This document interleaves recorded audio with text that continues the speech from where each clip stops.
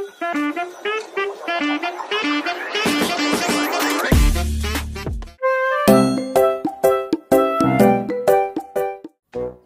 na nga pala ng buwan ngayon, kaya naman magpapalit na tayo ng filter.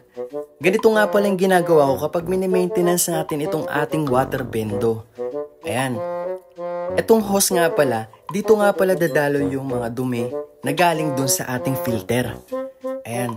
Nilatag ko lang nga pala siya para tuloy-tuloy yung daloy ng ating tubig. Tinanggal ko rin yung mga kulubot para tuloy-tuloy yung agos. Ngayon, kung mapapansin nyo sa taas, meron niyang switch na 3.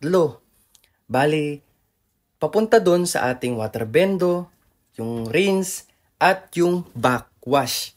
Bali, switch nga pala natin ito sa backwash. Yan.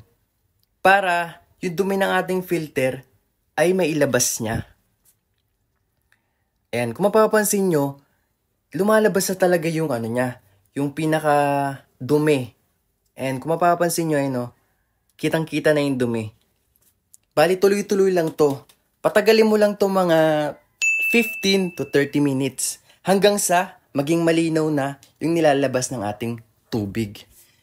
Tapos, pagkatapos nun, isusunod natin yung rinse. I-rinse natin siya para matanggal naman yung mga bara-bara sa ating filter para tuloy-tuloy lang yung daloy ulit sa ating hose. Kung mapapansin nyo, napakalakas na ulit ng ating tubig. Napakalakas na yung agos niya. Bali, since malakas naman na yung agos niya, pwede natin itong ipandilig para hindi naman masayang yung ating tubig. And pinandilig ko nga lang pala siya at marami itong pwedeng paggamitan. Ikaw na bahala kung ano yung gawin mo. Pwede mo siyang panlinis, pwede mo siyang ito nga, ginagamit ko rin ito minsan panglinis ng sa motor, pang banlaw. Pwede yan. Para hindi naman masayang yung ating tubig. Ginagawa ko nga pala to every quincenas or katapusan. Ikaw na bahala, depende sa paggamit. Kung madalas or madaming kumukuha sa inyong tubig, syempre, mas maaga mo siyang lilinisan. I-check mo rin siya kada linggo para ma-sure mo na malinis yung ating water bendo. Ngayon naman, ipapakita ko sa inyo kung paano ba pinapalitan yung ating filter. Sa loob naman yung ating lilinisan. Ayan. Nilagyan ko lang siya ng yung silver na yan. Kasi minsan mainit para hindi mainitan yung loob. Ngayon, ayan, mayroon siyang 4 na filter. Bali yung papalitan natin yung unahan at saka yung pangalawa. Kasi yan yung madalas na dudumihan. Itong pangatlo at saka pang-4, hindi pa siya papalitan. Iba kasi yun Meron din tong UV na nakakapatay ng bakterya at virus. Kaya napakahalaga nito na meron tayong UV light.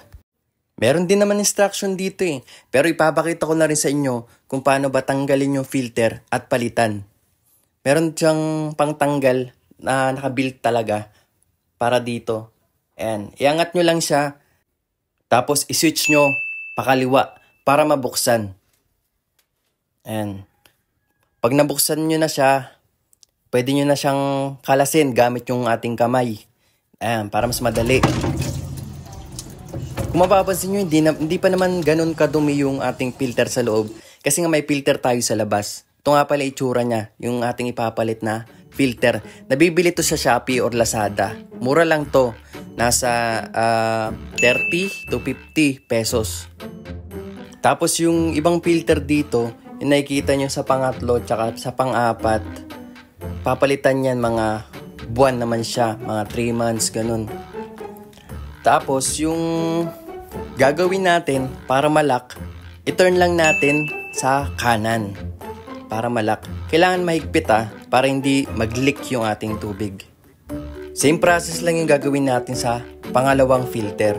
Tatanggalin natin tapos ikakabit natin.